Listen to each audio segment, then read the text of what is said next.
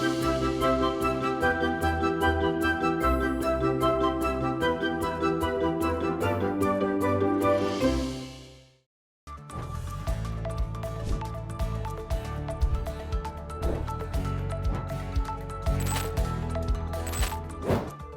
Money nine.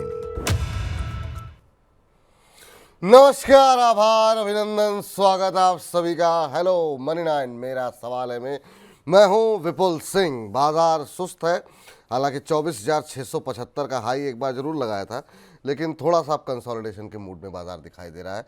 कल भी ऐसी स्थिति देखने को मिली, आज भी एक जो है दायरे में बाजार कामकाज कर रहा है। 24,551 का लो आज बनता हुआ देखा हमने। हालांकि वहां से अगर हम देखें तो 20-22 अंकों की रिकवरी है। 24,574 ये लेवल देखने को मिल रहा है। 67 अंकों की गिरावट इस समय निफ्टी को में देखने को मिल रही है।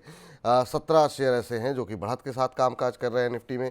33 शेयरों में गिरावट देखने को मिल रही है। हालांकि एडवांस डिक्लाइन रेशियो अगर एनएससी पर बात करें, वहाँ पर जो है पूरी तरीके से बियर थोड़े से हावी होते हुए 1760 शेयर ऐसे हैं जो गिर के कामकाज कर रहे हैं और महज 852 शेयरों में मजबूती देखने को मिल रही है। लेकिन आज मजबूती देखने को मिल रही है कहाँ? आईटी शेयरों के अंदर। आईटी शेयरों में लगातार खरीदारी देखने को मिल रही है। वहाँ पर कहाँ खरीदारी के मौके तलाशने चाहिए, आज थोड़ी सी हम चर्चा इस बात पे करेंगे और जानने की कोशिश करेंगे कि अभी क्या प्रॉफिट बुक करने का वक्त है आईटी शेयरों में, या अभी भी खरीदारी की जा सकती है। इसके अलावा अदानी समूह के शेयरों में शानदार मजबूती बनी हुई है। क्या कुछ इसके पीछे की कहानी है, वो भी आज चर्चा का हिस्सा होगी। और आज से जो है अब कुल मिला जुला करके 5 आईपीओस खुल चुके हैं। जी हाँ, इन पाँचों में से कहाँ पर दांव लगाया जाए, और या फिर पाँचों में लगाया जाए, जितने पैसे हों उस हिसाब से सिलसिलेवार तरीके से हम रैंकिंग भी करेंगे। वाह क्या आईपीओ है सेगमेंट आज का, मत मिस कीजिएगा। इसके अलावा बजिंग स्टॉक्स में खबरों वाले शेयर तो होंगे ही होंगे, और आखिर में चुन चुन के सेगमेंट। तो काफ़ी कुछ रहने वाला है एक्शन इस कार्यक्रम में, बने रहिए हमारे साथ। सबसे पहले रूबरू कराते हैं आज के हमारे विशेष मेहमान अरुण केजरीवाल जी को। अरुण जी, बहुत बहुत स्वागत आपका आज की इस चर्चा का हिस्सा बनने के लिए। और बाजार को कैसे पढ़ रहे हैं सर? ये मान के चलें कि क्या बाजार कहीं ना कहीं थोड़ा सा कंसोलिडेशन जरूर देखने को मिल रहा है? क्या बजट के पहले हम नई ऊंचाई पे जाता हुआ निफ्टी को देखेंगे क्या? विपुल जी, अगर आप ये देखें तो ये सप्ताह में आज चौथा दिन चल रहा है और लगभग ये कह सकते हैं कि आधे से ज्यादा दिन आज का पूरा हो चुका है। तो 3.5 दिन के बाद में निफ्टी में पिछले शुक्रवार के कंपैरिजन में 100 पॉइंट निफ्टी नीचे है। इसका ये मतलब साफ है कि बाजार में न तो कोई बड़ी तेजी देखी जा रही है, न कोई बड़ी मंदी देखी जा रही है, लेकिन धीरे धीरे धीरे ये बाजार कंसोलिडेशन कर रहा है। जहां पर शेयर महंगा है उसमें थोड़ी बिकवाली देखी जा रही है, जहां पे अपॉर्चुनिटी है वहां पे थोड़ी खरीदारी हो रही है, लेकिन बाजार में एक सुस्तीपन देखा जा रहा है। इवेंट्स जो हैं, दिसंबर खत्म होने को आ रहा है, 15 दिन बच्चे हैं। इसके बाद जनवरी होते ही नए साल, नया एलोकेशन, विदेशी संस्थागत क्या करेंगे और आने वाले तिमाही के नतीजे, ये सब एक्शन डोमिनेट करेगा मार्केट को। लेकिन कहने का तात्पर्य ये कि समय आ गया है कि आप अपने पोर्टफोलियो को वापस देखें। जहां पर आपको लगता है प्रॉफिट हो रहा है, शायद ये निकलने का समय है, उससे निकलिए। नए शेयर जहां पे आपको अपॉर्चुनिटी दिखती है उन्हें जमा करना शुरू कीजिए, और अगले साल की तैयारी करने का ये एक अपॉर्चुनिटी अच्छा है। लास्ट के 10-12 दिन में विदेशी संस्थागत निवेशक भी इनएक्टिव हो जाते हैं बाजार में। तब एचएनआई और जो छोटे मोटे, जो अपन एक वर्ड यूज करते हैं बाजार में, ऑपरेटर, वो आ जाते हैं बाजार में। उस समय आपको मौका मिलेगा अपना पूरा पोर्टफोलियो को रीबैलेंस करने के लिए। ठीक, तो चलिए आगे बढ़ते हैं। और बहुत सारे दर्शक ऐसे हैं जो कि अरुण जी से बातचीत करना चाह रहे हैं, उनसे प्रश्न पूछना चाह रहे हैं। तो एक एक करके तमाम प्रश्नों को उठाते हैं और जो है प्रश्नों के उत्तर लेते हैं। मोहिब शेख साहब से का पहला पर सवाल लेते हैं, और इनका सवाल है सर पीसी ज्वेलर्स को लेकर के, जो कि इन्होंने 500 शेयर इनके पास हैं और 175 रुपये की इनकी खरीद है। अभी अगर हम देखें तो पीसी ज्वेलर्स के शेयर में आज 1% के आसपास का की गिरावट देखने को मिल रही है। 75 पे इन्होंने लिए हैं, 77 का भाव है, तो करीब 1-2 रुपये इनकी खरीद से ऊपर है, लेकिन शेयर ने प्रदर्शन काफ़ी अच्छा दिखाया है। ये चार्ट्स आप देख सकते हैं स्क्रीन के ऊपर। पिछले 1 महीने में करीब 22% की रैली यहाँ पर आ चुकी है और पिछले 6 महीने के अंदर ये शेयर 225% का रिटर्न दे चुका है। इन्होंने बिल्कुल ऊंचाई पर जाकर के लिया है। क्या करना चाहिए सर? कोई, हालांकि इनकी खरीद के इर्द गिर्द है तो ट्रेलिंग स्टॉप लॉस तो नहीं, लेकिन कोई स्टॉप लॉस सजेस्ट करेंगे इनको, ताकि 1-2 रुपए जो भी इनके बन रहे हैं जी। विपुल जी, कल कंपनी ने एक अनाउंसमेंट दिया है कि उसने जो उसके लेंडर्स थे उनको करीब 5.25 करोड़ वारंट अलॉट हुए हैं और वो अलॉटमेंट की प्राइस करीब 292 रुपए के आसपास की है। ये जो प्राइस जो मौजूदा मार्केट के ऊपर एक प्रीमियम में की गई है, ये पार्ट ऑफ द सेटलमेंट था और इनके जो लोन बकाए हुए थे या जो बचे हुए थे जो कंपनी को चुकाना था, उसके बदले में उन्हें शेयर मिला है। इसका मतलब लेंडर के पास अब स्किन इन द गेम हो गया है और जो पहले मैं जो आपको 250 रुपए का टारगेट देता था, अब ये 290 का आप समझ लीजिए टारगेट बन जाता है। ये शेयर मैंने पहले आपके चैनल पे 60-65 रुपए के आसपास पे रेकमेंड किया था और समय समय पर इसका टारगेट रिवाइज किया था। शायद शेख साहब ने जो कहते हैं ना, जब ये शेयर उच्चतम स्तर 187-88 के आसपास आकर थोड़ा नीचे गिरा है, तब इन्होंने इसमें निवेश किया है।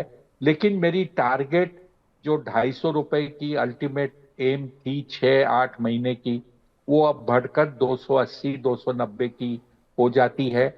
आप इसमें इन्वेस्टेड रहिए। एक ट्रेलिंग स्टॉप लॉस रखना चाहते हैं वो मत रखिए। 150-52 रुपए का एक स्टॉप लॉस रखिए और निवेशित रहिए। ये एक ट्रेडिंग अपॉर्चुनिटी भी देता रहता है। अब अगर आप देखो तो 8-10 दिन पहले इसका भाव 152-53 था, वहां से बढ़कर आज इसने 184 रुपए का भी स्तर छुआ था सुबह। बिल्कुल। इस बीच हम नमिता अरोड़ा जी हैं, कह रही हैं कि बहुत इंतज़ार करवाया आपने अरुण सर, रोज़ मनी 9 चैनल पे कितनी बार चेक कर रही थी कि अरुण जी आए या नहीं। तो नमिता जी आपको बहुत मिस कर रही थी, आपका इंतज़ार। इन्होंने कोई सवाल नहीं पूछा है, बस खाली इस बात के लिए थैंक यू बोला है कि आप आ गए हैं। तो सर, इतना इंतज़ार क्यों करवाते हैं आप दर्शकों को? दर्शक जो है आपसे, आपको सुनना चाहते हैं, आपसे बातचीत करना चाहते हैं। तो ये नमिता जी की तरफ से टिप्पणी थी। मोहित जी का सवाल लेते हैं। मोहित जी कह रहे हैं कि सर, मेरी डॉटर 1 साल की है, उसके फ्यूचर के लिए कुछ शेयर बता दीजिए लॉन्ग टर्म के लिए, जिनमें मैं एसआईपी कर सकूं। हालांकि इन्होंने ये भी लिखा है कि इनके पास पहले से रिलायंस, बजाज हाउसिंग फाइनेंस, इरेडा, जियो और जोमेटो ये शेयर रखे हुए हैं। इनमें से कोई बदलाव करना चाहिए या आपको लग रहा है कि ये शेयर बेहतर हैं? और कोई टिप्पणी इनके लिए करना चाहेंगे आप? सर, मोहित जी के लिए टिप्पणी इतनी ही करूंगा कि इन्होंने अच्छे शेयर चुन रखे हैं। ये सभी ग्रोथ स्टॉक्स हैं और इन्हें आज इन स्टॉक्स को रिव्यू करने की दरकार नहीं है। 1-1.5 साल के बाद में अवश्य रिव्यू करें। हो सकता है कि इनसे बेहतर कोई स्टॉक की अपॉर्चुनिटी मिल जाए। और जहां इन्होंने बजाज हाउसिंग लिया है, उसके उसके सामने एक शेयर और ऐड कर सकते हैं, पीएनबी हाउसिंग। मेरे ख्याल से इतना ही एक छोटा अगर ये बदलाव करे तो बहुत अच्छा होगा। बाकी विपुल जी, मैं आपको और आपके दर्शकों को एक छोटा सा किस्सा सुनाना चाहता हूं। जी बिल्कुल। सोमवार मंगलवार को मैं चंडीगढ़ गया था 2 आईपीओ बाउंड कंपनी को मिलने के लिए। एक आप ही के कई दर्शकों की तरह एक व्यक्ति मिले जिनको मैं पहले कभी नाम से या शक्ल से नहीं जानता था। उन्होंने मुझे पहचाना और सौभाग्य की तौर पर वो मेरे बगल में बैठे थे। तो बातचीत हुई फ्लाइट में, कुछ शेयर्स के बारे में बातचीत हुई, कुछ जो मैंने रेकमेंड किया था उस पे बातचीत हुई। और जब मैं फ्लाइट से उतरा, उन्होंने मुझे एक जो कहते हैं छोटी सी तोहफा दिया था चॉकलेट का।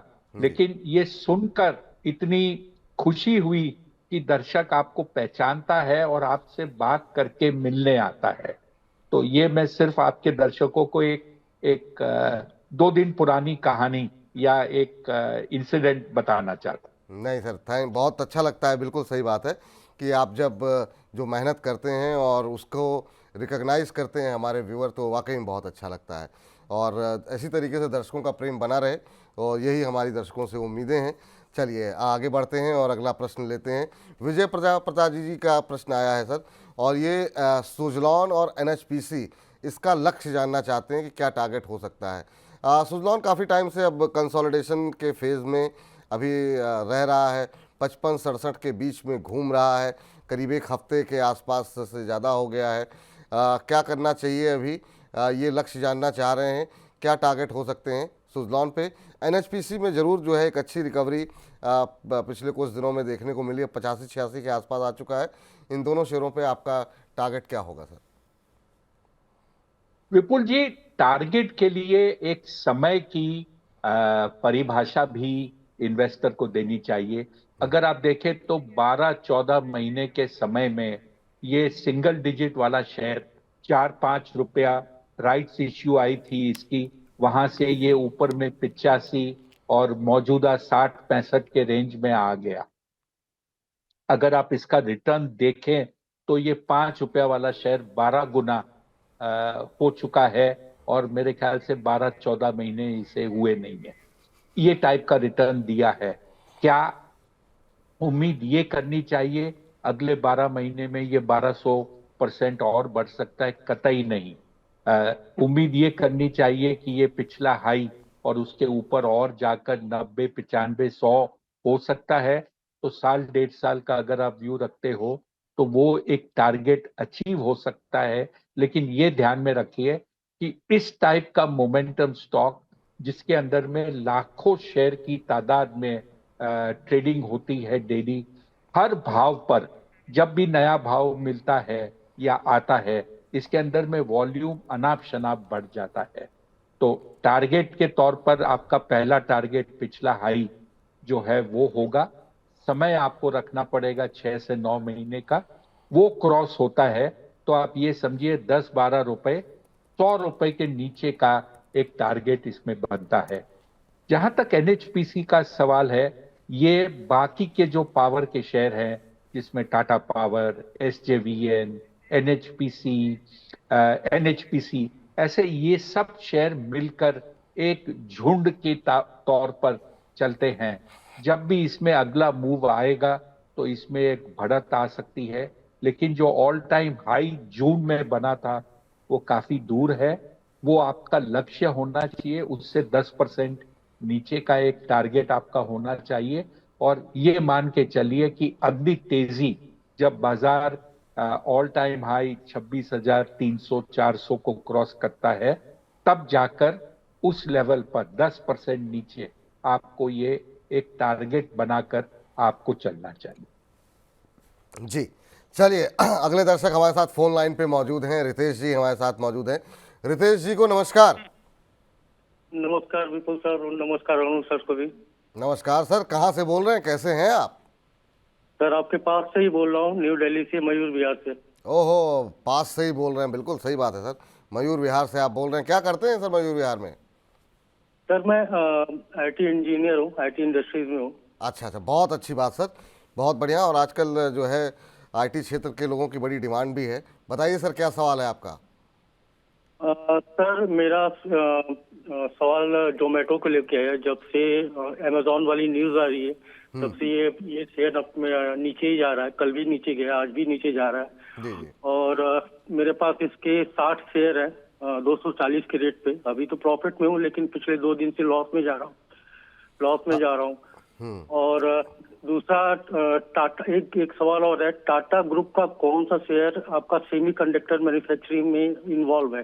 टाटा एलेक्सी या टाटा टेक्नोलॉजी? ठीक है सर। और नज़रिया जोमेटो पे कितने दिन का है आपका? सर 6 से 8 महीने तक का है। बाकी अरुण सर जैसा सजेस्ट करें। जरूर सर, जैसा सजेस्ट करें वैसा आप मानेंगे। चलिए अच्छी बात है।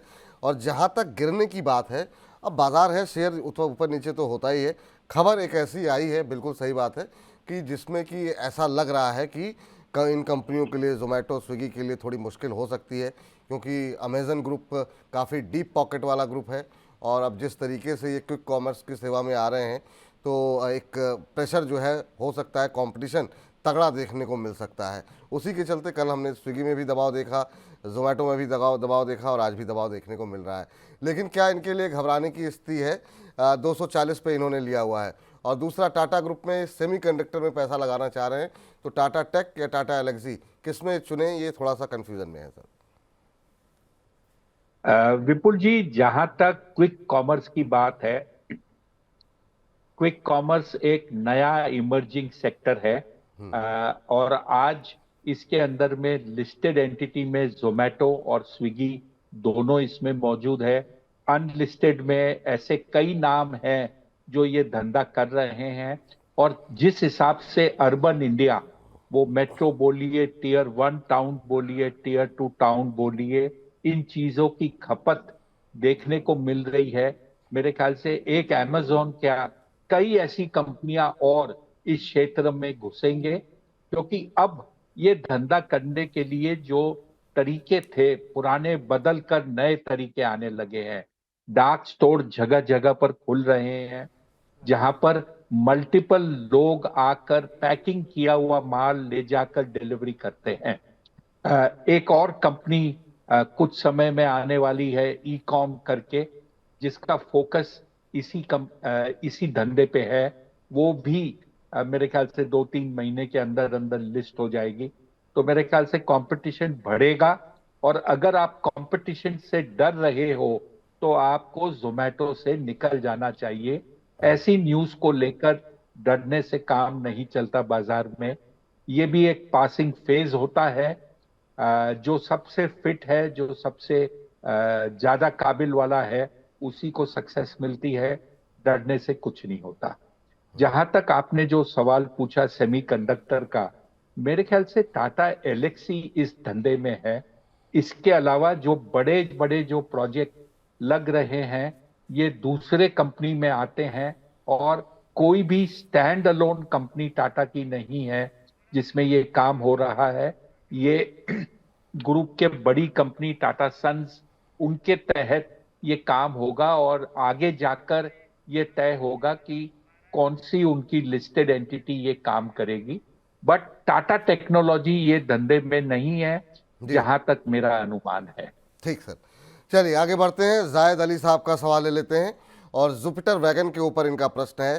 550 रुपये की इनकी बाइंग है और अभी ये जानना चाह रहे हैं क्या करें। कल काफ़ी शानदार मूव जो है इस पूरे जो है सेक्टर में ही देखने को मिला था। और जुपिटर वैगन खासतौर से आउट परफॉर्मेंस इसने कल दिखाई थी। सभी रेलवे शेयरों में तेज़ी थी, लेकिन यहाँ पर थोड़ी ज़्यादा तेज़ी देखने को मिल रही थी। आज भी 0.25% ऊपर है, 562 का स्तर देखने को मिल रहा है। 10-12 रुपये इनके बन रहे हैं, 550 की इनकी खरीद है।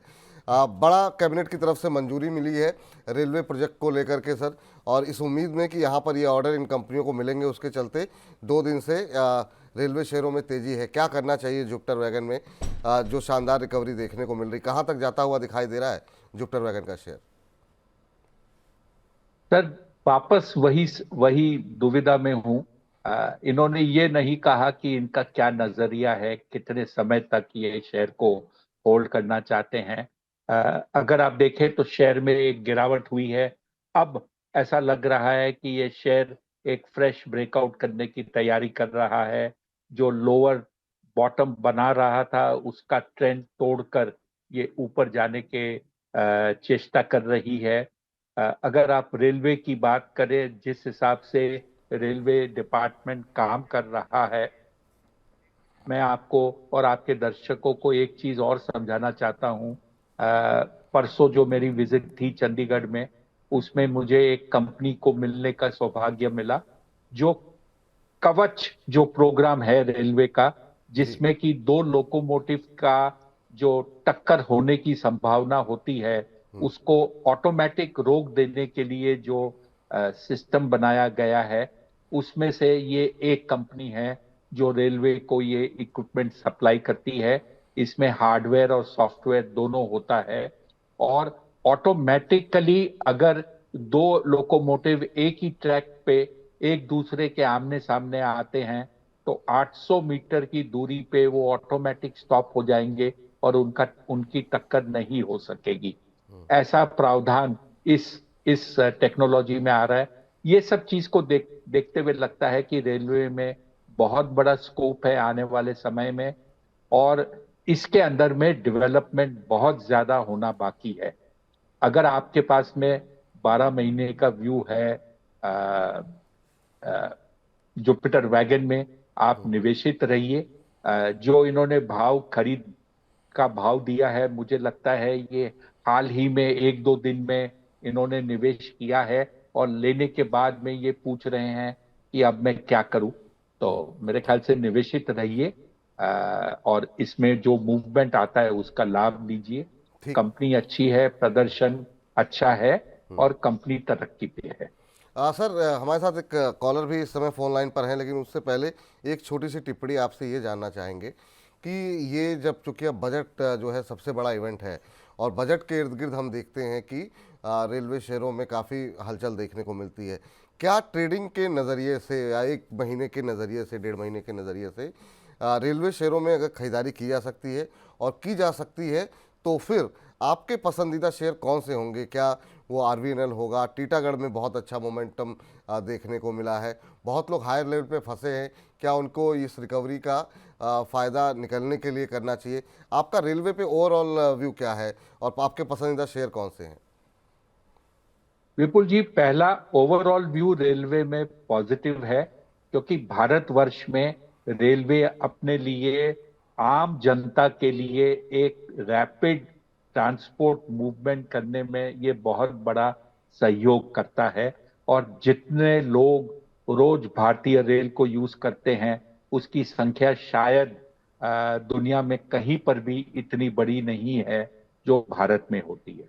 दूसरी बात, अगर आप बजट का ऑब्जेक्टिव से ही ट्रेड करना चाहते हैं, अवश्य कर सकते हैं। पूरा रेलवे पैक अच्छा लगता है। जो निजी कंपनी है, चाहे वो जुपिटर वैगन हो, टीटागढ़ रेल हो, इसमें से किसी से भी आप कर सकते हो। और जो सरकारी कंपनी है, उसके अंदर में आप ट्रेड कर सकते हो आरवीएनएल में, जो मेरी टॉप पिक रहेगी।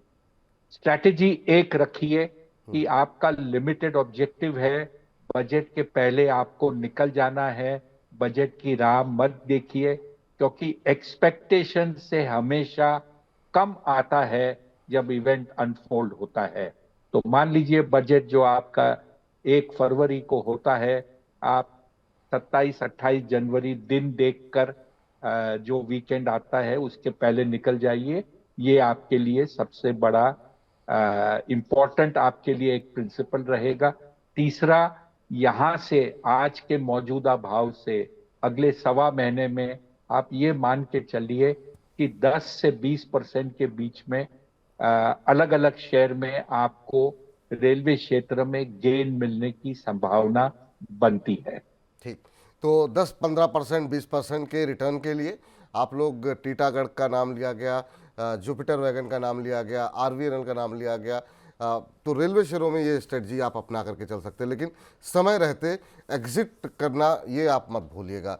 फिर वो बाद में लोग कहते हैं कि इनके कहने पर लिया था, लेकिन अब हम फंसे हुए हैं। तो समय रहते निकलने की भी सलाह आपको दी जा रही है कि एक बार इवेंट अनफोल्ड होता है तो फिर तेज़ गिरावट भी देखने को मिलती है।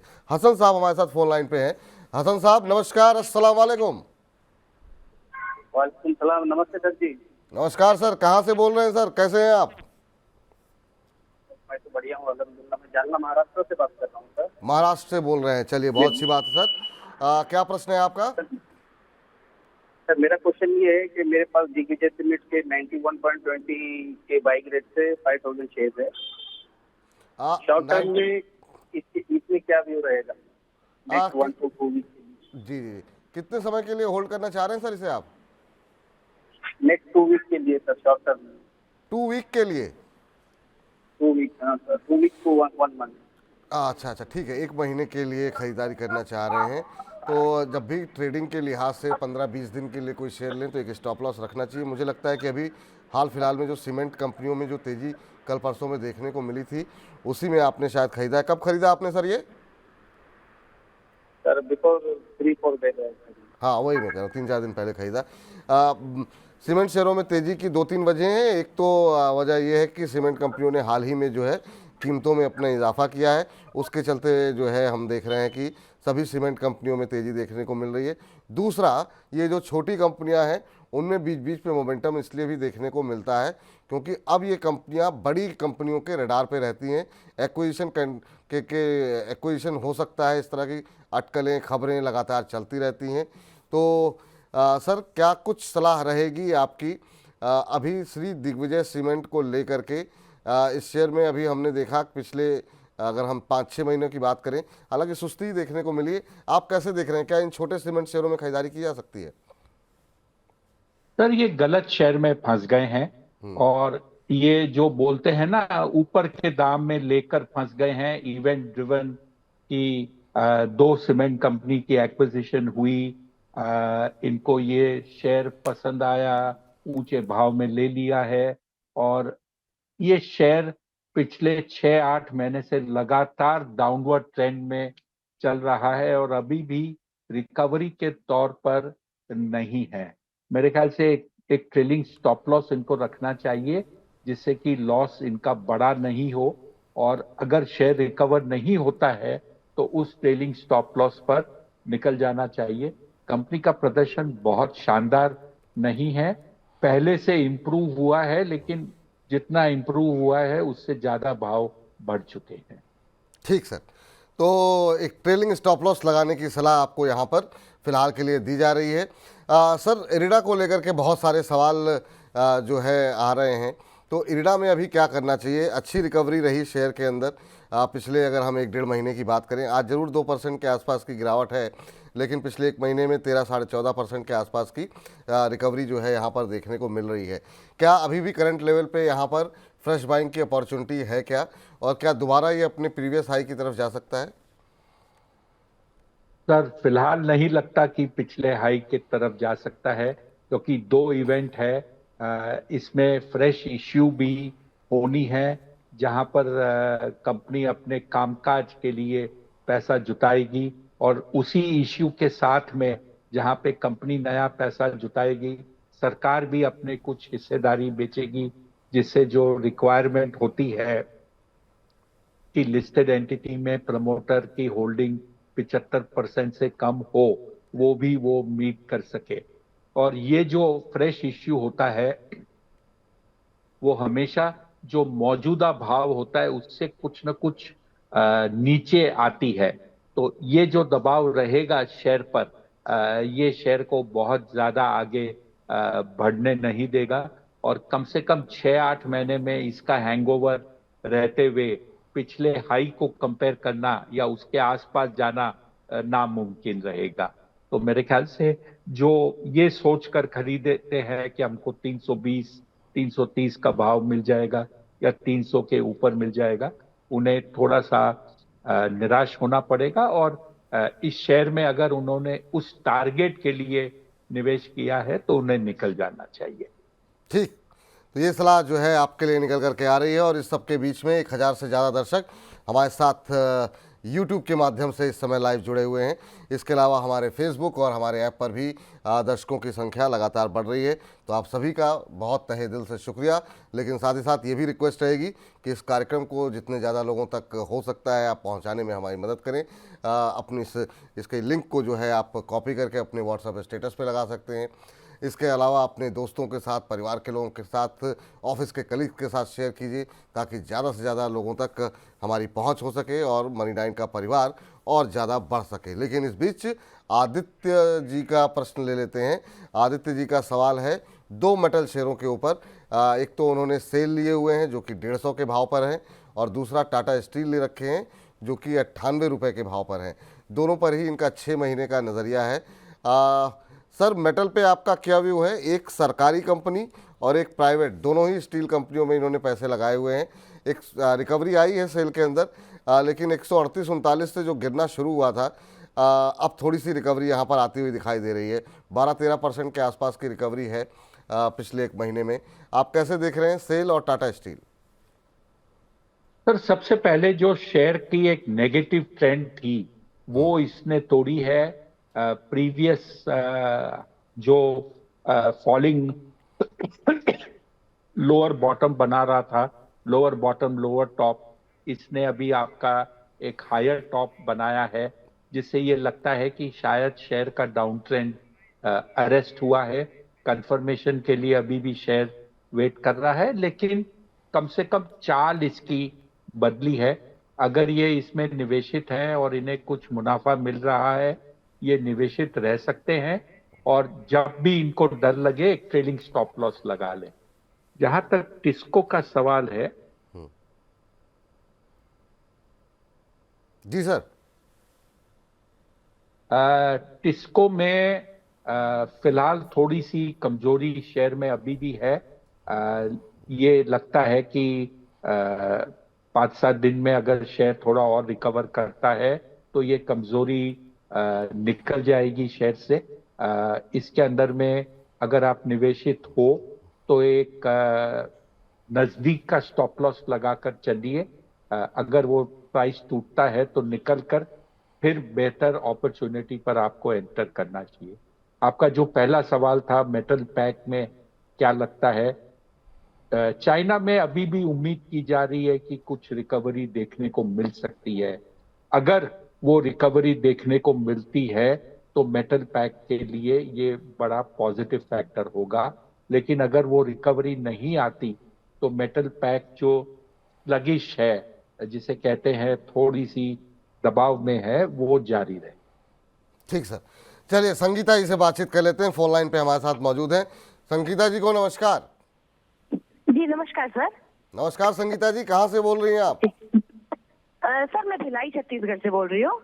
भिलाई छत्तीसगढ़ से बोल रही हैं, चलिए बहुत अच्छी जगह से मैम आप बोल रही हैं। क्या करती हैं मैम आप? जी सर मैं हाउस वाइफ हूँ। अच्छा अच्छा, कैसे लग रहे हैं मैम मनी 9 के प्रोग्राम आपको? सर बहुत अच्छा लग रहा है, मैं रेगुलर देखती हूँ ये प्रोग्राम, मुझे बहुत पसंद आता है और बहुत हेल्प मिलती है इससे। थैंक यू मैम, बहुत बहुत धन्यवाद आपका, और कोशिश कीजिए और ज़्यादा लोगों तक कार्यक्रम की पहुंच हो सके।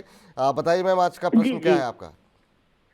सर मेरा क्वेश्चन है, मेरे पास शैली इंजीनियरिंग के 20 शेयर है 1361 1361 के रेट पे। अच्छा तो अच्छा मुझे इसका टारगेट प्राइस जानना था। अच्छा, ठीक है। आपने 1361 पे लिया हुआ है, 1443 का भाव है। क्या व्यू है मैम, कितने समय तक होल्ड कर सकती हैं आप इसे?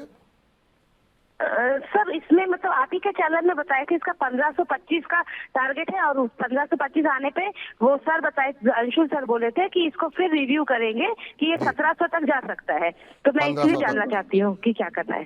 ठीक है मैम, आज आधे % के आसपास की गिरावट देखने को मिल रही है। आप प्रॉफिट में हैं, और शेयर क्या मतलब चार्ट देखने में कितना शानदार लग रहा है। एक महीने में 30% के आसपास की रैली आ चुकी है। एक स्टॉप लॉस अवश्य आपको यहाँ पर लगाना चाहिए, क्योंकि शेयर जो है वो लगातार अपमूव में है। ऐसे में कोई गिरावट में थोड़ा सा आपको अपने प्रॉफिट को बचा करके भी रखना चाहिए। सर क्या सलाह रहेगी इनके लिए? 1441 के आसपास चल रहा है, 1361 की इनकी खरीद है, 1500 के टारगेट के लिए अभी उम्मीद में है। आपकी टिप्पणी क्या होगी शैली पर? विपुल जी, पहली एडवाइस तो आपने अच्छी दे दी कि एक स्टॉप लॉस लगाकर चलिए, नहीं तो क्या जो प्रॉफिट हो रहा है वो लॉस में तब्दील हो सकता है।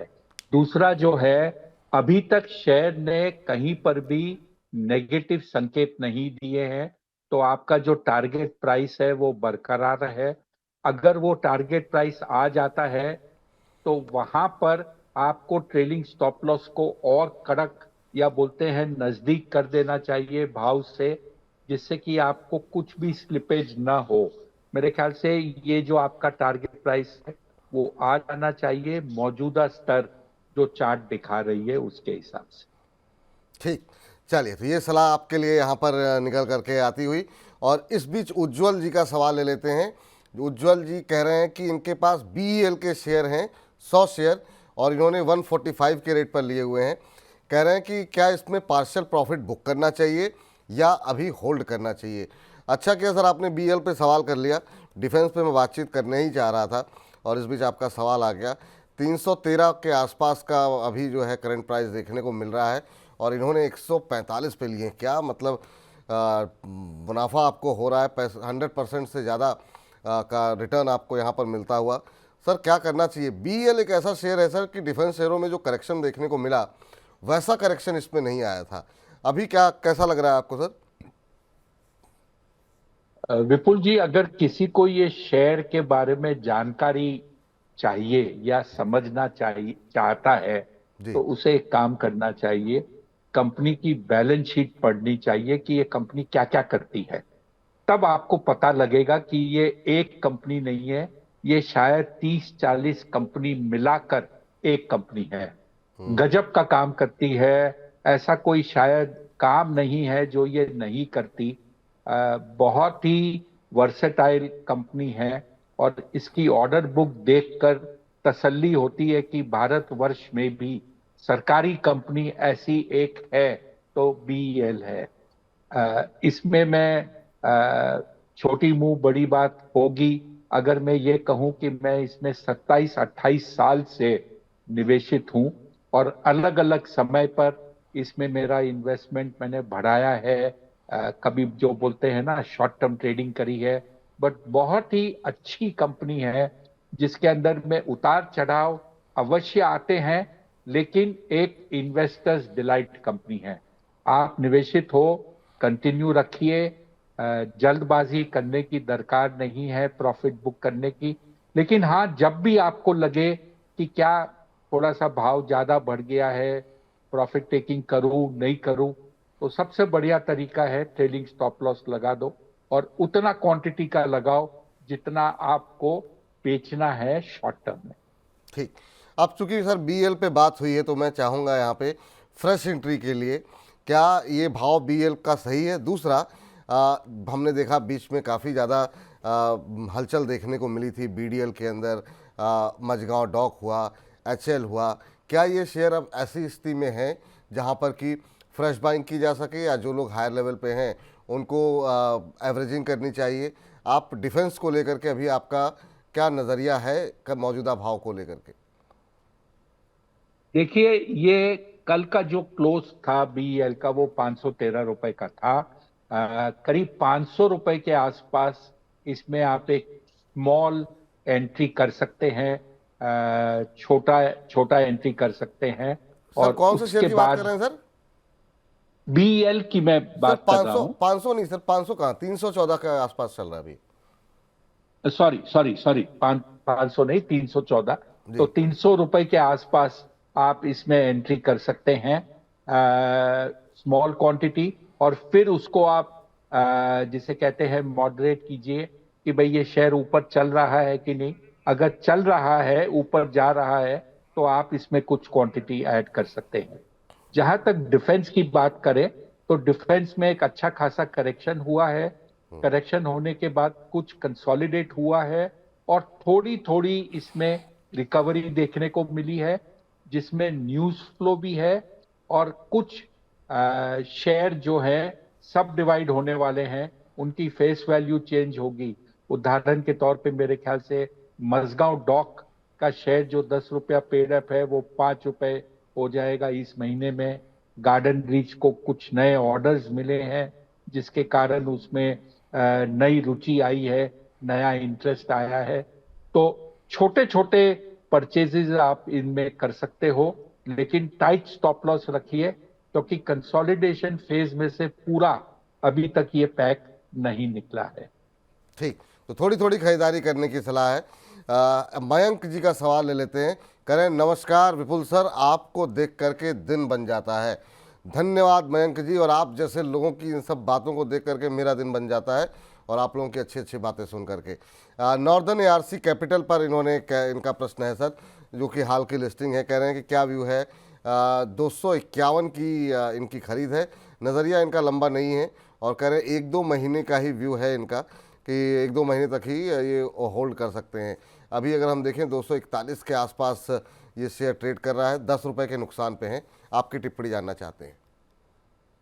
विपुल जी, हाल ही की लिस्टिंग है, 2-2.5 महीने मुश्किल से शेयर को हुए हैं, लेकिन शेयर ने मल्टीपल बॉटम बनाया है और ऐसा लग रहा है ये एक बॉटम बनाकर ऊपर जाने की चेष्टा में है। इनका नजरिया छोटा है, मेरे ख्याल से एक टाइम फ्रेम रखें और एक स्टॉप लॉस रखें और उसको रखकर ट्रेड करते रहें। मान लीजिए ये शेयर अगले 1-1.5 महीने में इसका जो पिछला बॉटम है उसको अगर नहीं तोड़ता तो इस शेयर में मूवमेंट आ सकता है। कंसोलिडेशन अच्छा खासा हुआ है, कंपनी अच्छी है, कंपनी का धंधा अच्छा है, प्रदर्शन अच्छा है। शायद ये बिजनेस सब समझ नहीं पाए, इसलिए कंपनी में रुचि लोगों की कम है। लेकिन अब इसके अंदर में जो सेलिंग प्रेशर था शुरुआती तौर पर वो अब नहीं रहा। जी सर, आज के इस गिरते बाजार में भी आईटी में काफ़ी जो है हम देख रहे हैं दमखम दिखाई दे रहा है। पिछले कुछ दिनों से लगातार यहाँ पर एक मजबूती है। आईटी में कोई आपकी सलाह होगी, कोई पसंदीदा शेयर या अभी क्या स्ट्रेटजी होनी चाहिए? क्या इस समय प्रॉफिट बुक करने का टाइम है या फ्रेश एंट्री लेने का टाइम है? आपकी सलाह क्या होगी आईटी को लेकर के? सर, अगले 1 महीने में नए जो प्रेसिडेंट है यूएस के, वो अपना कारोबार संभाल लेंगे और जो कुछ भी उन्होंने चुनाव के तौर पर कहा था, एक चीज तय है कि आईटी से संबंधित उन्होंने ऐसी कोई चीज नहीं कही थी जो आईटी इंडस्ट्री के लिए, खास करके भारतवर्ष की आईटी कंपनियों के लिए, जो नेगेटिव हो सकता है। रहा सहा जो करेंसी की बात है, उसमें थोड़ा सा करेंसी भी, भारत की करेंसी वीक हुई है, जो डायरेक्टली और इनडायरेक्टली दोनों तरफ से आईटी क्षेत्र के लिए पॉजिटिव फैक्टर होता है। उनके उनके जो प्रॉफिट्स हैं, उनकी जो आय है, वो कुछ न कुछ बढ़ती है। मेरे ख्याल से आने वाले समय में ये सब कुछ देखकर आईटी के लिए पॉजिटिव है। थोड़ा सा इसमें निवेश किया जा सकता है, मूवमेंट आना चाहिए। और जिनको ये लगता है कि ये कंसोलिडेशन जो बाजार में ओवरऑल हो रहा है उसके बाद में एक रैली बन सकती है, उसमें भी आईटी क्षेत्र इसमें पार्टिसिपेट करेगा।